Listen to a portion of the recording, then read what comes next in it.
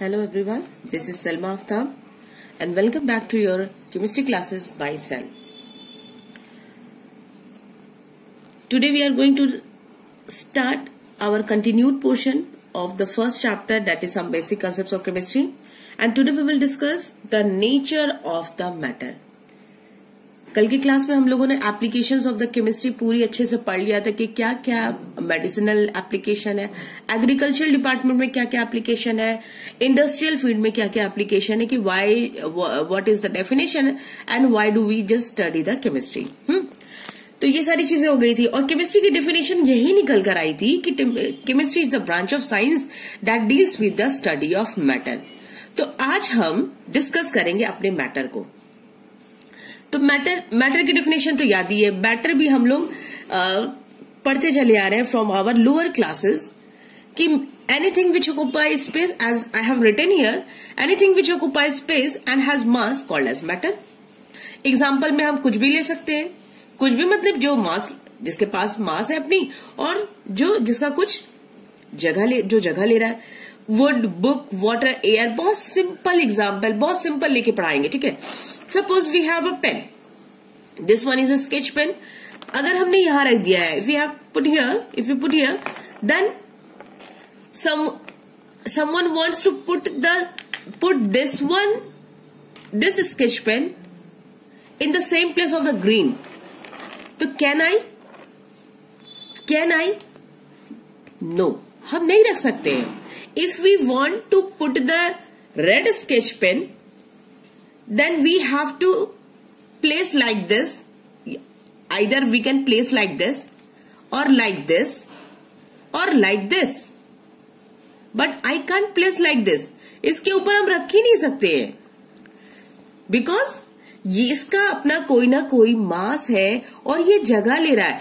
अगर हमें इस वाले पेन को रखना है then we have to just shift this one and then we can place the another one over the same position of the green sketch pen. अब ये उसके पोजीशन पे है तो it means it has some mass and occupy space. Clear है. अब हम आ जाते हैं अपने मेन पॉइंट पे कि नेचर ऑफ मैटर का जो वो नेचर कैसा है. Actually we will classify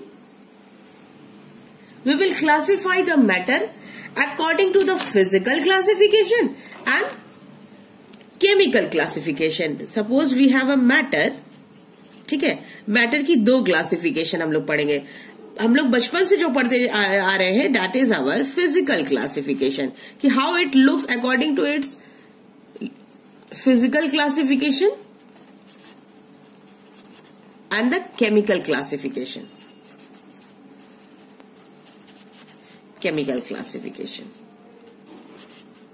clear. ठीक है. फिजिकल क्लासिफिकेशन में हम लोग क्या क्या पढ़ते चला रहे हैं अब तक. फिजिकल क्लासिफिकेशन में वही अपना घिसा पिटा सा. क्या? अच्छा, अब तुम लोग केमिस्ट्री को घिसा पिटा कहोगे. अच्छा, हम कह दिए तो तुम लोग भी कह दोगे. घिसा पिटा नहीं है, बहुत एडवांस है अपना केमिस्ट्री. देखो फिजिकल क्लासिफिकेशन में अपना वही सॉलिड है. ठीक है. लिक्विड है फिजिकल क्लासिफिकेशन की, और गैस है. ठीक है. Solid, liquid, gas. दो तो और भी पढ़ा है, याद है. दो और हम लोग की मैटर की क्लासिफिकेशन है. सॉलिड में जिसमें कि इंटरमोलिकुलर स्पेस जो है बहुत ज्यादा कम है. ये थोड़ी सी ज्यादा, ये थोड़ी सी और ज्यादा, बहुत दूर दूर हो गई है. इंटरमोलिकुलर स्पेस ये बिल्कुल भी इन लोगों में इंटरमोलिकुलर जो स्पेस है वो बिल्कुल भी नहीं है. इन द लिक्विड द कुछ समथिंग लाइक दैट, मॉलिक्यूल्स थोड़े दूर दूर है, थोड़े दूर दूर, ज्यादा नहीं. ठीक है. ये है. But in the gaseous condition एक मॉलिक्यूल यहां है तो एक यहां है, एक यहां है, एक यहां है, ऐसे है प्रेजेंट. ठीक है. तो ये तो हो गई फिजिकल क्लासिफिकेशन. बट दो और हम लोगों ने पढ़ा है. कौन सा? एक है super cooled liquid, super cooled condition है, सुपर कूल्ड की कंडीशन है, और एक है बोस-आइंस्टीन स्टेट जो इन्होंने डिस्कवर किया था, इसीलिए इनके नाम से बोस-आइंस्टीन स्टेट, जिसको कि प्लाज्मा स्टेट भी कहते हैं, plasma state. Plasma state actually ions के फॉर्म, मतलब कि ये क्या है, बिलो द 0 डिग्री, ये सुपर कूल्ड लिक्विड जो है बिलो द 0 डिग्री सेल्सियस है, और ये क्या है, above the boiling point, above the boiling point, जहां पे सिर्फ और सिर्फ इलेक्ट्रॉन्स या आयंस की कंडीशन में होंगे, और यहाँ पे सारे के सारे क्या है, फ्रीज कंडीशन में है, फ्रीजिंग कंडीशन में है। ठीक है, ये है, ये दो कंडीशन। तो ये दोनों जो कंडीशन है, ये नॉर्मल केसेस में पाए ना लिक्विड, ना ये cooled condition, freezing condition normal condition में है, और ना ही अबव द बॉइलिंग पॉइंट, ये अपने आसपास के कंडीशन में हम लोग को मिलेंगे। स्पेशली ये हम लोग की ये वाली जो कंडीशन है, ये सन में पाई जाती है, इलेक्ट्रॉनिक कंडीशन में, प्लाज्मा स्टेट। ठीक है, और इसको हम लोग को अप्लाई करना पड़ेगा जहां पे बहुत ज्यादा 0 डिग्री सेल्सियस के बिलो हम जाकर काम करेंगे। ठीक है, तो that's why these 2 condition are the rare condition. तो नॉर्मल हम सॉलिड, लिक्विड और गैस पे काम करते हैं। ठीक है, फिजिकल क्लासिफिकेशन सॉलिड, लिक्विड और गैस, बट हमें ये दोनों तो जानना ही होगा ना। So this is the physical classification. ठीक है, physical classification. Now come to the second portion, chemical classification. Chemical classification अब कैसे करेंगे? ठीक है, देखो पहले तो अपना मैटर ही आ जाएगा। ये मैटर हो गया। Matter are classified into 2 categories. First one is pure and another one is impure substance. Pure substance, impure substance. अब इम्प्योर में ही, इम्प्योर को ही हम लोग मिक्सचर कहेंगे। अभी हम एक एक को अच्छे से क्लैरिफाई करेंगे। पहले तो ये एक छोटा सा हम अपना चार्ट के फॉर्म में बना लेंगे। Pure substance, impure substance. अब प्योर सब्सटेंस के बाद में, प्योर सब्सटेंस में भी pure substance again classified into elements and compounds. Elements और कंपाउंड में क्लासिफाई हो गया। और impure substance that is classified into, एक आ जाता है हम लोगों का homogeneous mixture, homogeneous, and second one is heterogeneous, heterogeneous mixture.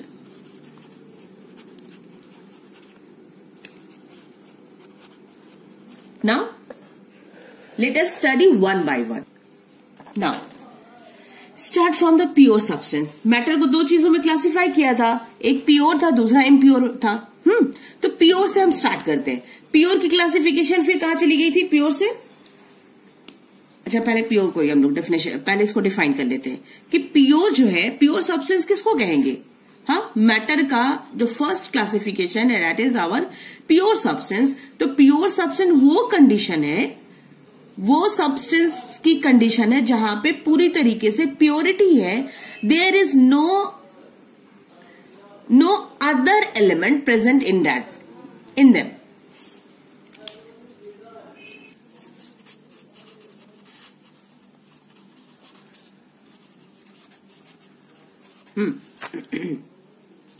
अब देखो प्योर सब्सटेंस, अब इसको कह रहे हैं प्योर सब्सटेंस जिसमें कि सबसे पहले होगा अपना डेफिनेट कंपोजिशन। उसकी कंपोजिशन पर्टिकुलर होगी, उसमें अदर देन अगर हम कुछ एलिमेंट्स को मिक्स कर देंगे तो वो हमें कंपाउंड मिलेगा ही नहीं, वो प्योरिटी मिलेगी ही नहीं। अगर जैसे ही अगर ऊपर नीचे एलिमेंट की कंपोजिशन हुई, and can not be separated into its constituent bye simple physical method.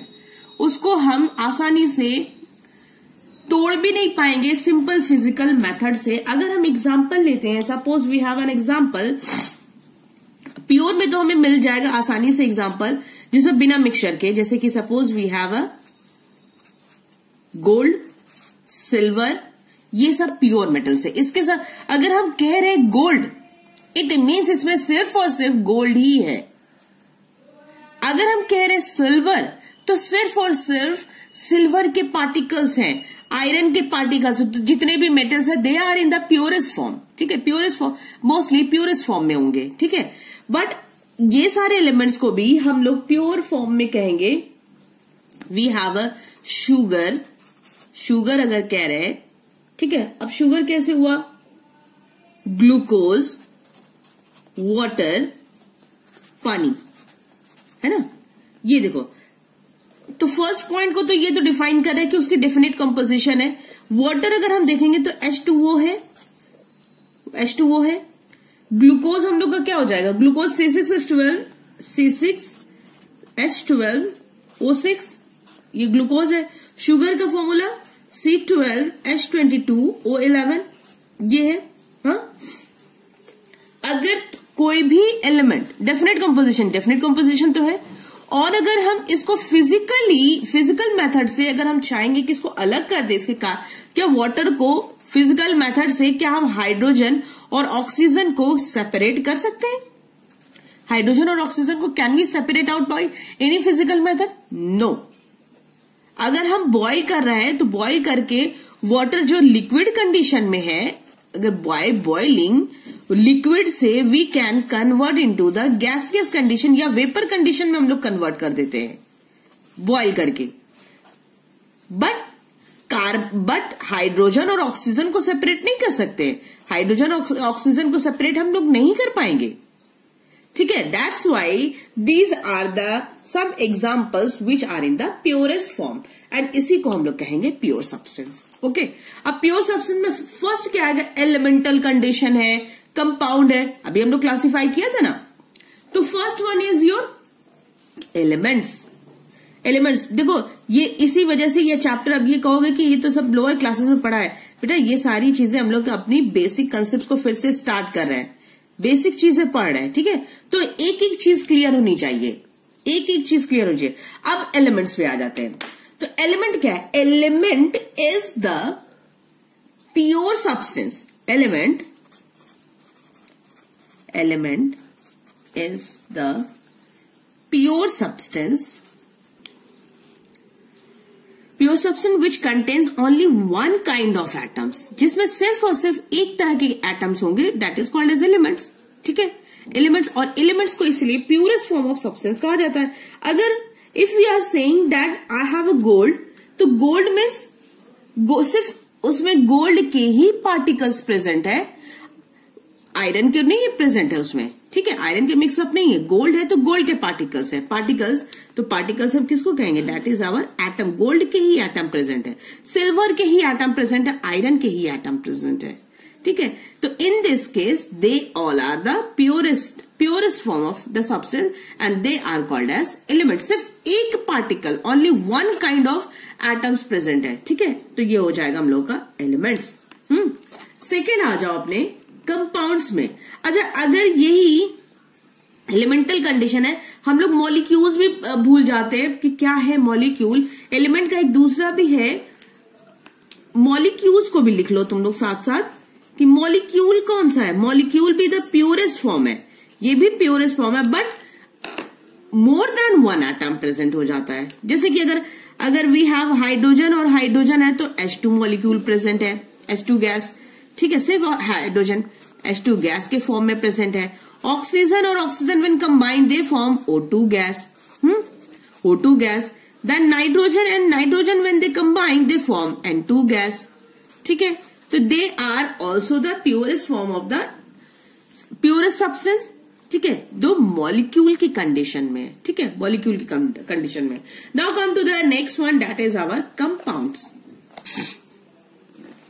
अब देखो, compounds are form by when two or more than two elements, when two or more than two atoms of different elements combine then they form. Suppose एक element suppose one of the element we have hydrogen और दूसरा element है oxygen, लेकिन अगर particular composition में combine करेगा then only we get a compound. Hydrogen कितना combine करेगा? अगर suppose we need to form H2O, then hydrogen किस फॉर्म में कंबाइन कर? Twice of hydrogen 2H plus oxygen O के फॉर्म में नहीं होता है, बल्कि O2 के फॉर्म में होगा, ऑक्सीजन गैस है, और इसको अगर हम हाफ कर लेंगे, ऐसे भी बैलेंस किया जाता है रिएक्शन को, तो ये हो जाएगा बैलेंस करके हम लोग का बन जाएगा ये H2O, ठीक है, H2O।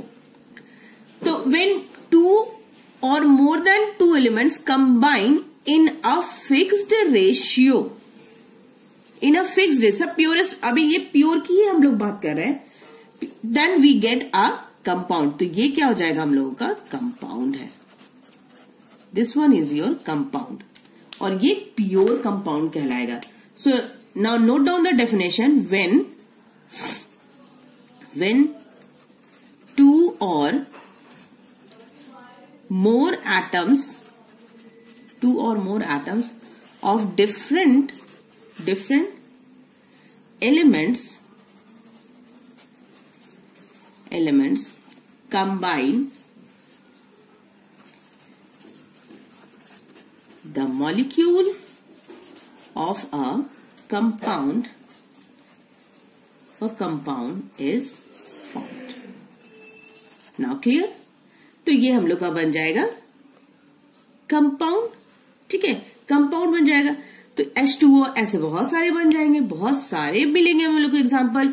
अगर नाइट्रोजन और हाइड्रोजन की पर्टिकुलर रेशियो अगर कंबाइन करेगी तो एमोनिया बन जाएगी। कार्बन कंबाइन करेगा 2 ऑक्सीजन से, then we will get CO2। अगर एक कार्बन 4 हाइड्रोजन से कंबाइन कर रहा है then we get a methane, ठीक है। अगर 2 कार्बन 6 हाइड्रोजन के साथ कंबाइन कर रहा है देन वी गेट इथेन। तो ये सारी चीजें हैं, ठीक है। तो मतलब पर्टिकुलर रेशियो में कंबाइन करेंगे, ऐसा नहीं कि अगर कार्बन की रेशियो चेंज हो गई, ऑक्सीजन की रेशियो चेंज हो गई, then we get some other compound. कोई में भी हो सकता है कि अगर यहाँ रेशियो चेंज हो गई, कार्बन भी एक है और ऑक्सीजन भी एक है, then we get carbon monoxide. या मे बी ऐसा भी हो सकता है कि अगर ज्यादा बना दिया तो वो कंपाउंड बने ही ना, ये भी पॉसिबिलिटी है। ये चलो यहाँ पे बन गया, लेकिन अदरवाइज हर केसेस में ये पॉसिबिलिटी नहीं है कि कोई भी रेशियो में कंबाइन कर दिया तो हमने को कोई ना कोई पर्टिकुलर कंपाउंड मिलना ही मिलना है। कंपाउंड किस केस में मिलेगा? जब वो आपस में after the combination they become stable. जब वो स्टेबल होंगे तभी हम लोग का वो एक पर्टिकुलर कोई कंपाउंड बनाएगा, ठीक है, पर्टिकुलर कंपाउंड बनाएगा। So these are the some examples of the compounds which are in pure condition, ठीक है। सब के सब क्या है? प्योरेस्ट फॉर्म में है। अब आ जाते हैं किसमें? एलिमेंट्स हो गया, कंपाउंड्स हो गया, हाँ। अब हम आ जाते हैं अपने किसमें? Next one, that is your impure substance, है ना, इम्प्योर में। तो इम्प्योर में फर्स्ट पार्ट क्या था? Mixture. Impure substance is also called as mixture. और मिक्सचर को हम लोग क्या कह रहे थे? मिक्सचर अगेन क्लासिफाइड, ये हो गया हम लोगों का mixture. Mixture is the impure substance.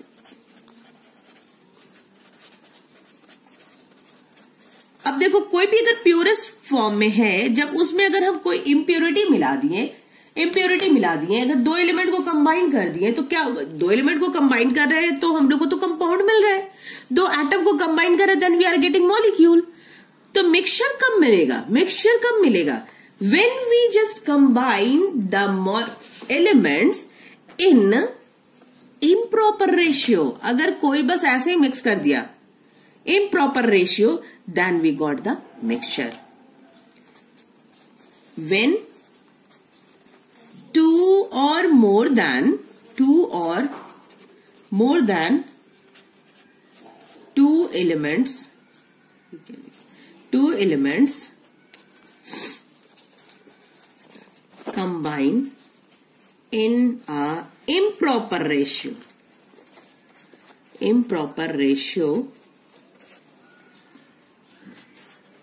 then we got mixture. और एक चीज और है कि ये दोनों इम्प्रॉपर मिक्स होने के बाद भी वो मिक्सअप नहीं होंगे। They don't lose their identity, वो अपनी पहचान को नहीं खोएंगे, जैसे हैं वैसे ही रहेंगे। जैसे कि अगर हम कंपाउंड पे हम आ जाते हैं तो कंपाउंड में हाइड्रोजन क्या है? Hydrogen is your gaseous molecule. Hydrogen H2 जो है वो मॉलिक्यूल है ना, तो मॉलिक्यूल की बात करेंगे। हाइड्रोजन जो है वो गैस फॉर्म में है और oxygen is also in gas form, but when they combine they lose their identity, अपनी आइडेंटिटी को खो देंगे. नाउ दे H2O क्या है? H2O is your liquid condition, liquid में है. ठीक है, तो ये इस तरीके से मिक्स होंगे कि अपनी आइडेंटिटी को खो देंगे. They just lose their identity. But in the case of mixture combine तो होंगे बट अपनी आइडेंटिटी को मेंटेन करके रखेंगे, पूरी तरीके से कंबाइन नहीं होंगे. मिक्सचर में मिक्सचर की तरह कहलाएंगे, कंपाउंड नहीं बनेंगे. ठीक है, तो एग्जाम्पल क्या दे सकते हैं? एग्जाम्पल बहुत इंपॉर्टेंट एग्जाम्पल है air. Air is a mixture of various gases. Air में हम लोग के क्या है? O2 भी है, O2 भी है, N2 भी है, सल्फर डाइऑक्साइड भी है चिमनीज के थ्रू. लेकिन ये सब मिक्सअप नहीं होते हैं. O2 N2 क्या मिक्स होके कुछ और गैस बना ले रहा है एटमॉस्फेयर में? नहीं. ये N2 अगर हमारे पास, अगर ये हम लोग का 21% है और ये 78% है, तो ये है. ऐसा नहीं कि दोनों मिक्सअप होकर कुछ और बना लिया और ये 30-30 या 40-40 का रेशियो कर लिए, ऐसा नहीं है. ठीक है, डस्ट पार्टिकल्स भी है. ठीक है, डस्ट, हाँ वो प्रॉब्लम होती है हम लोगों को, वो अलग बात है, that is different thing. But ये दोनों गैस आपस में मिक्सअप तो नहीं हो रहे.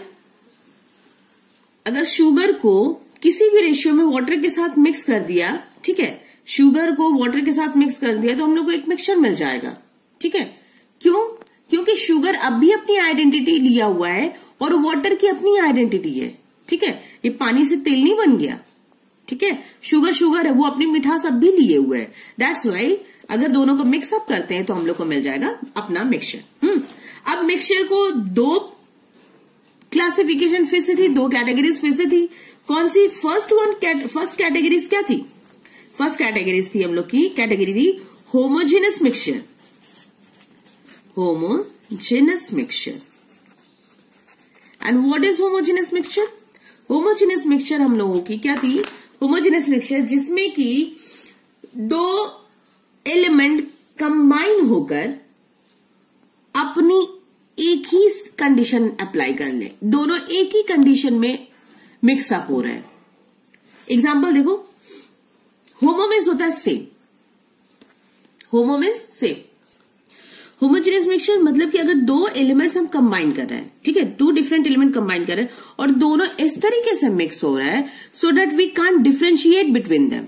जैसे कि अगर शुगर और वाटर को डिसॉल्व किया तो हमें एक सॉल्यूशन मिलेगा. अब सॉल्यूशन में क्या हम डिफरेंशिएट कर सकते हैं? शुगर के पार्टिकल्स कहां गए और वाटर के पार्टिकल्स कहां गए? नहीं पता कर सकते हैं. तो this type of solution, this type of compound that we get called as homogeneous mixture.